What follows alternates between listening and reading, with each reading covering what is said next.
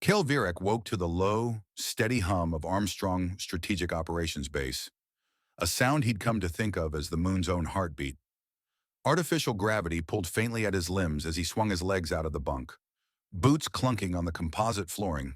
The recycled air was dry enough to make his lips crack, and the overhead lights simulated dawn with a cold, sterile hue.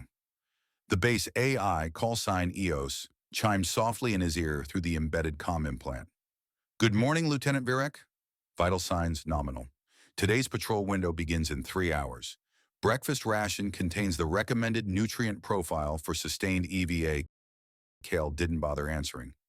EOS wasn't designed for conversation, just compliance. He grabbed his uniform jacket from the wall hook, pulling it over his t-shirt. His black hair, now long enough to slip into his hazel eyes, refused to stay brushed aside. He cursed under his breath, swiping it back with one hand before making his way to the mess hall.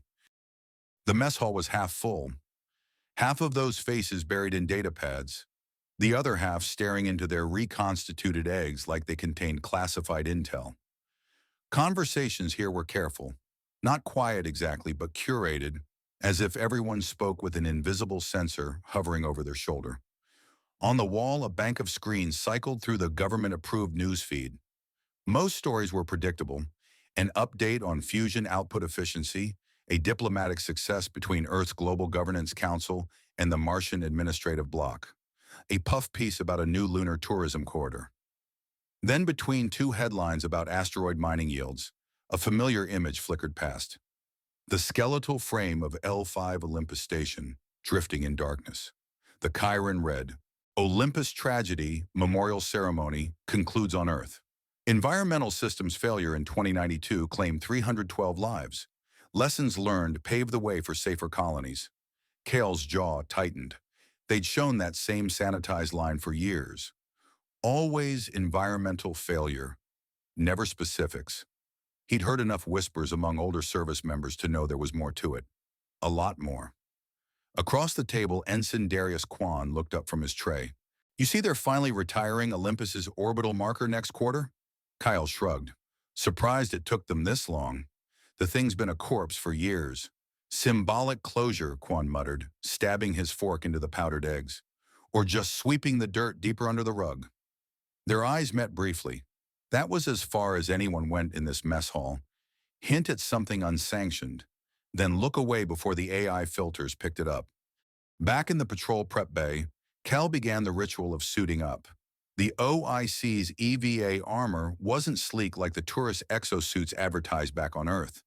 It was angular, utilitarian, and scarred with micrometeorite pitting from years of service. His HUD flickered to life, running diagnostics as he checked the thruster pack. Sergeant Alvarez, already suited and checking her helmet seals, shot him a smirk. "You're late, Virek." Hair getting in the way again. "Maybe I'm going for the disheveled spacer look," Kael replied, adjusting the seals on his gauntlets. "Bad news, you've been rocking that since you got here." The banter was easy, but underneath it was the unspoken truth. Patrols weren't about heroics or defense.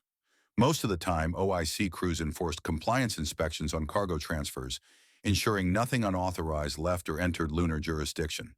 The work was part security, part deterrence, and part political theater. Kael finished his checks, glanced at his HUD's mission briefing. "Routine low-orbit patrol, Sector 4. The kind of assignment where you'd see nothing but empty lunar surface and Earth hanging like a blue marble in the black." As he crossed the hangar to his assigned gunship, a faint vibration pulsed through the floor. Somewhere deep in the base's data core, EOS was processing incoming traffic. Everyone felt it when the AI really started chewing on something. A new message appeared on Kael's HUD, flashing amber. "Change of orders. Await secure briefing in Command Ops." That didn't happen often. Command Ops was a circular room with tiered workstations facing a central holo display. Around the perimeter, AI overseers, human operators augmented with neural link headsets, monitored live feeds from satellites, patrol craft, and listening arrays scattered across the moon's far side. Colonel Brandt stood at the display's edge, his hands clasped behind his back. His voice was clipped, efficient. "Lieutenant Virek, your patrol is postponed. You're being reassigned to an intercept operation. Details are classified Tier 5, implant clearance required. Kael stepped forward. The colonel's gaze was sharp enough to make even veteran officers stand straighter. Sir, what's the target? Brant tapped the holo control, and a cascade of encrypted comm packets appeared in Kael's HUD. An unauthorized transmission originating from Luna to an unregistered relay point beyond synchronous orbit. The encryption pattern matches historical signatures from Olympus Station. Kael felt the temperature in the room drop, even though it hadn't. I thought Olympus was dead, sir. So did we, Brant said. Now get your gear. You launch in 30. As Kael left Command Ops, the newsfeed screens in the corridor cycled again, replaying the Olympus Memorial Ceremony. Polished speeches, a backdrop of Earth's blue oceans, a single carefully chosen phrase repeating like a mantra. Environmental systems failure. Kael couldn't shake the image of the skeletal station frame, and the feeling that whatever he was walking into, it was going to be a lot worse than the official story.